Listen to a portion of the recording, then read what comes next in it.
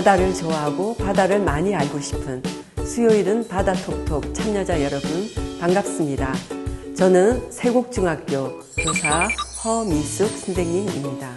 오늘 저는 여러분에게 옛사람들의 해양 활동에 대해 이야기해 드리고자 합니다. 16세기 후반 영국 엘리자베스 여왕 1세 시대 아메리카 대륙의 식민지를 건설하도록 길을 열어준 역할을 했던 월터 랄리경은 이런 말을 남겼습니다.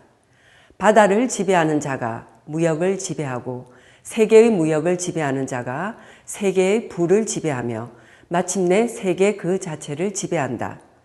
사람들은 바다를 무대로 다양한 활동을 해왔습니다. 우리나라가 위치한 한반도는 삼면이 바다로 둘러싸여 있지요. 한반도의 옛사람들은 바다를 통해 어떤 활동을 했을까요? 이 시간을 통해 알아보고 오늘을 사는 우리에게 필요한 것을 생각해 보도록 해요. 지구 표면의 71%는 바다로 덮여 있습니다. 지구에는 바다가 몇 개일까요? 정답은 1개입니다. 1개의 바다를 주변의 대륙에 따라 5개의 대양으로 구분하지요. 가장 넓은 태평양, 대서양, 인도양, 남극해, 그리고 북극을 중심으로 아시아, 유럽, 북아메리카로 둘러싸인 북극해가 있습니다. 지구에는 바다가 있기 때문에 생물이 살아갈 수가 있어요. 바다는 많은 양의 태양 에너지를 흡수하고 표면에서 증발한 물을 대기 중에 공급하며 이산화탄소를 흡수함으로써 지구의 기후를 조절하여 생물이 살 수 있게 합니다. 지구 생물의 80%는 바다에서 살고 있어요. 사람들은 바다로부터 식량은 물론 해상 풍력 발전, 조류 발전 등의 방법으로 전기 에너지를 얻고 석유를 비롯한 주요한 광물 자원을 얻고 있어 우리의 삶은 바다에 크게 의존하고 있습니다. 여름에 더 많은 사람들이 바다로 가지요. 바다는 휴식과 레저의 공간이 되어주며 문학과 예술 작품에 영감을 주어왔습니다. 특히 바다라는 공간을 통해 옛날부터 많은 물자와 사람들이 이동하며 지역, 국가, 문명 간의 교류가 이루어졌습니다. 선사시대부터 한반도에서는 해양활동이 활발했습니다. 2004년 경상남도 창녕 비봉리에서 조개무지와 함께 8,000년 전에 만들어진 것으로 추정되는 통나무 배와 노예 일부가 발굴되었어요. 지금은 창녕이 내륙이지만 신석기 시대에는 바닷가였으며 그 당시 사람들이 통나무를 태워서 속을 파내어 배를 만들고 해양 활동을 했음을 짐작하게 합니다. 신석기 시대와 청동기 시대에 걸쳐 사람들이 파놓은 울주군 방구대 암각화에는 여러 마리의 고래가 구체적으로 그려져 있고 배와 고래에 작살이 꽂혀 있는 그림도 있습니다. 그 당시에 이미 동해와 남해에서 포경 활동이 활발하게 이루어졌음을 알려주지요. 울주군 방구대 암각화는 세계에서 가장 오래된 고래 사냥 유적이라고 합니다. 청동기 시대에 한반도와 만주에 자리 잡고 발전한 고조선은 기원전 108년 중국 한나라의 침략에 의해 무너지고 맙니다. 이 전쟁은 고조선이 독점하던 황해 북부 해상 무역권을 둘러싼 이해관계 때문에 일어났을 가능성이 크다고 합니다. 고조선에서는 요동반도, 서한만, 대동강 하구를 중심으로 해양 문화가 크게 발달하였습니다. 삼국시대로 들어오면 중국과 국경선을 접한 고구려는 육군과 함께 강한 수군을 유지하며 중국으로부터 영토를 지키고 확장하였습니다. 광개토 대왕의 업적을 기리는 광개토 왕릉 비문에는 한 글자를 알아볼 수 없는 이런 글이 적혀 있습니다. 395년 왜가 백제와 연합하여 고구려를 침략하니 대왕이 직접 수군을 이끌고 바다 건너 백제를 공략하고 신라를 신민으로 삼았다. 알 수 없는 한 글자가 무엇인지는 우리나라 학자와 일본 학자 사이에 이견이 있다고 합니다. 아마 왜가 아닐까요? 백제는 중국과 교역하기 위해서 북쪽에서 맡고 있는 고구려 때문에 황해를 이용한 해상로를 이용할 수밖에 없었습니다. 백제는 활발한 해상활동을 하여 논어와 천자문, 한학 등 중국에서 받아온 문물을 일본에 전해주기도 하였습니다. 2017년에 대한민국 사적으로 지적된 전라북도 부안군 중막동 유적에서는 백제, 가야를 비롯하여 고대 중국과 일본에서 만들어진 다양한 제기, 즉 제사를 지낼 때 쓰는 그릇들이 발굴되었습니다. 중국, 일본 등 여러 나라의 사람들이 참여한 가운데 백길의 안정과 풍성한 어획을 기원하는 제사가 이루어진 고대 해양 문화의 모습과 국제 교류가 있었음을 알 수 있지요. 신라의 제4대 탈의 이사금은 오늘날 우리가 정확한 위치를 알지 못하는 용성국 사람인데 바다를 건너와 신라의 왕이 된 인물입니다. 동해 바다에 인접하고 고구려 백제에 의해서 북쪽으로 나가는 육로가 막혀있던 신라는 바다를 통해 다른 나라들과 교역을 하였어요. 경주, 천마총, 황남대총과 같은 신라 왕릉에서는 고구려나 백제 왕릉에서는 볼 수 없는 파란 빛깔의 유리잔이 출토되었어요. 이 유리잔들은 신라가 아니라 서역, 즉 페르시아에서 만들어진 제품으로서 당시 신라 사람들이 매우 귀하게 여겼습니다. 처용설화 아시죠? 또한 계릉의 서역인 상에는 서역인들이 신라에 와서 거주하기도 했음을 알려주고 다른 나라의 고문서에 남아있는 신라에 대한 기록은 신라가 배를 만드는 기술과 항해술이 뛰어났고 동해를 넘나드는 많은 배를 통해 다른 나라의 문화를 받아들이고 발전시킨 해상왕국이었음을 알게 합니다. 통일신라가 되면 세계적인 활동 무대는 더욱 넓어집니다. 신라가 삼국을 통일한 후 서해 항로를 통해 많은 유학생과 승려, 사신들이 당나라를 왕래하였습니다.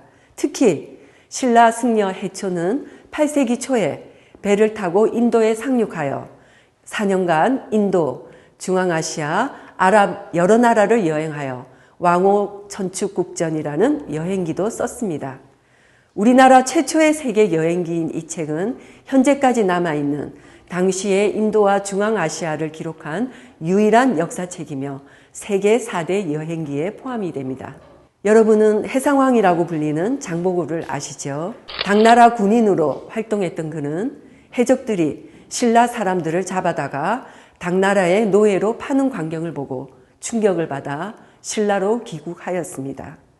해적을 소탕하겠다고 흥덕왕으로부터 군사 1만 명을 지원받은 그는 전라남도 완도 부근에 청해진을 설치하여 1년 안에 해적들을 소탕합니다.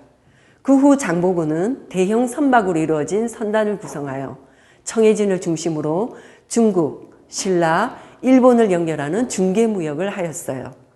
나아가 이슬람 상인들이 주로 이용하는 동남아, 인도 항로와 동아시아 항로를 연결하는 새로운 항로를 개척하여 동남아시아 해상권을 장악하였어요.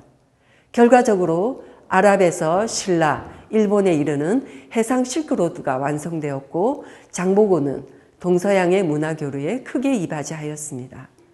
그러나 정치적인 이유로 장보고는 암살되었고 청해진도 사라져서 동아시아 해상 무역의 주도권은 송나라 상인들과 아라비아 상인들에게 넘어갔지요. 한편 신라와 당나라의 연합군에 의해 고구려가 멸망한 후 고구려 유민들과 말갈족이 규합하여 한반도 북쪽 만주에 발해라는 나라를 세웠습니다. 발해는 동해에서 활발한 해상활동을 하였고 신라와는 사이가 나쁜 일본에게 중국의 문물을 전해주어 자국의 경제적, 외교적 위상을 높이 세웠어요. 동해를 통해 일본에 도착하기 위해서는 육지에서 멀리 떨어진 채 별자리를 보고 위치를 파악하는 천문 항법이 필요한 원양 항해가 불가피합니다. 황해는 중국과 한반도에 둘러싸여 바다가 넓지 않죠. 육지와 거리가 가깝고 리아스식 해안이 많아서 비바람이 심해지면 대피할 수 있는 항구가 많습니다. 혹시 표류하더라도 중국의 변방에 도달하면 중국의 정치가 안정된 시기에는 구조를 받을 수 있었습니다. 상대적으로 항해의 위험성이 큰 동해를 통해 발해가 일본에 30번 이상의 사신선을 보낼 수 있었던 것은 발해에 조선술이 뛰어나 튼튼한 배를 만들 수 있었고 천문 항법과 계절풍, 해류를 잘 이용할 수 있는 항해술이 뛰어났기 때문입니다. 후삼국을 통일하여 고려를 건국한 왕건의 집안은 해상무역을 주도하던 세력이었다고 합니다. 이런 배경에 걸맞게 고려는 처음부터 송나라 등 외국과의 교류에 적극적이었고 예성강의 병난도는 국제무역항으로서 송나라 상인은 물론 대규모 아라비아 상인들이 드나들기도 하였습니다. 서역의 고려는 코리아라는 이름으로 알려졌어요. 고려에서 가장 큰 축제인 팔관회가 열릴 때에는 전국의 특산물은 물론 송나라 상인과 여진족들, 탐나국 등에서도 상인과 사절단이 특산물을 가져와 바쳤고 왕은 그들을 잘 대접하고 대가를 지급하였다고 합니다. 송나라에서는 비단, 차, 약재, 서적, 향료, 악기, 보석류 등 다양한 물건들이 들어왔고 고려는 삼배, 모시, 인삼, 금과 은, 종이와 먹, 나전칠기, 화문석 등을 지급하였다고 합니다. 원나라가 고려를 침입했을 때 조정은 강화도로 도읍을 옮겨 대항하였고 삼별초가 진도, 제주도를 근거로 항쟁한 것은 그만큼 고려가 해상활동에 능숙했기 때문입니다. 그러나 조선이 건국되면서 개인의 해상활동은 크게 위축되었습니다. 국가가 농업을 중시하고 상업을 천시하였으며 해금 정책을 펴서 먼 바다로 고기잡이를 나가거나 사적으로 나가서 무역을 하거나 외국과 접촉하는 것을 금지하였기 때문입니다. 조선은 주로 사신을 통해 중국, 일본과 교류를 하였는데 명나라가 해금 정책을 도입했기 때문에 해양을 통한 공적인 교류조차 활발하지 않았죠. 게다가 고려 말에 시행되었던 공도 정책을 계승하여 외구의 약탈을 막고 중앙 집권 체제를 강화하려고 하였습니다. 공도 정책은 섬을 비우는 정책인데 울릉도와 같은 큰 섬에 사는 사람들도 본토로 이주시켜 사람이 살지 못하게 하였지요.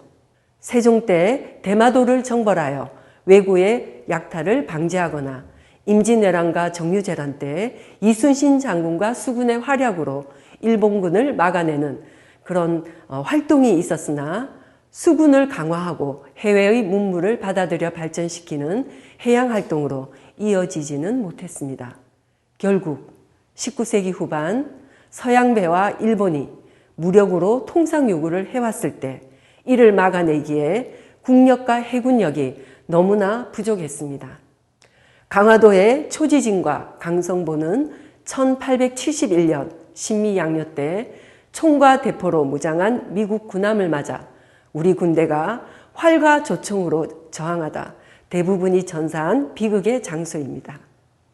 1875년에는 일본 운요가 함포 공격으로 초지진 부대를 순식간에 파괴하였고 그 결과 불평등 조약이 체결되었으며 부산, 인천, 원산항을 강제로 개항해야만 됐습니다. 여기까지 한반도를 중심으로 해양활동을 살펴보았습니다. 신석기 시대에 이미 한반도에 살았던 사람들은 배를 만들어 동해, 남해, 먼 바다로 나가 고래 사냥을 하는 등 활발한 해상활동을 하였습니다. 외국과 물자를 교류하고 중개무역을 하여 부를 얻는 활동은 통일신라 장보고의 활약에서 절정을 이루었죠. 그러나 병란도를 중심으로 외국과의 무역이 활발했던 고려를 지나 조선에 이르면 폐쇄적인 정책으로 해양활동이 크게 위축되었고 국제 정세에 어두워졌습니다. 조선은 결국 일본을 비롯한 서구 제국주의 열강들이 통상을 요구해올 때 적절하게 대응하지 못하며 큰 시련을 겪었고 일본의 식민지가 되고 말았습니다. 조선을 몰락시킨 서구 열강의 국력은 15세기 말에 시작된 대항해 시대에서 비롯합니다. 그 이전까지 서유럽은 지중해를 통해 동서양의 물자가 교류하던 해상무역에서 주도권을 잡지 못했어요. 이런 상황을 극복하기 위해 대서양 탐사를 후원한 포르투갈과 스페인은 몇몇 탐험가의 활약으로 대서양 항로 발견에 성공합니다. 대양 항해로 신대륙이 발견되었고 아프리카, 아메리카, 인도에서 귀한 자원을 헐값으로 가져오며 부를 획득하는 식민지 쟁탈전이 열렸습니다. 네덜란드, 영국, 프랑스 등도 이에 편승하여 선박 건조와 해군력 강화에 박차를 가하였고 상업을 중시하는 정책을 폈어요. 대서양 탐험이 유럽 제국주의 시대의 문을 열어준 셈입니다. 자, 이렇게 한반도 주변에 살았던 옛 사람들의 해양 활동으로부터 해양 활동은 나라의 경제, 외교에 꼭 필요한 활동이며 상대적으로 해양 활동이 약해지면 국토를 지킬 수 없었음을 보았습니다. 이 지도는 해양수산부에서 제작한 거꾸로 세계 지도입니다. 이렇게 보니까 우리나라는 아시아 대륙의 가장자리에 붙어있는 작은 반도 국가가 아니라 바다를 통해 전 세계로 교역할 수 있는 좋은 위치에 있지요. 현재 우리나라는 조선산업 세계 1위, 해운계 선박 규모 세계 9위입니다. 중국, 일본은 우리나라 주변의 해양 강국으로서 우리와는 해양 영토를 놓고 분쟁이 있습니다. 해군력과 함께 해양과학기술, 자원개발, 해양 레포츠 분야에서 우리나라가 더욱 발전하여 해양 강국이 되어야 할 이유입니다. 멀지 않은 미래의 주인공이 될 여러분들은 국가의 해양 정책에 관심을 갖고 참여할 수 있는 역량을 키워야 합니다. 이를 위해 바다를 과학적으로 이해하고 또한 지구온난화, 해양 쓰레기, 조직적인 남획 등으로 급속도로 해양 환경이 악화하고 생물이 위협받고 있는 현 상황을 잘 알고 해양으로부터 지속적인 혜택을 받을 수 있는 생활 습관을 찾아 실천해야겠습니다. 바다가 주는 혜택을 이해하고 지키고 보전하자. 이 말로 도입 강연을 마칩니다. 여러분 감사합니다.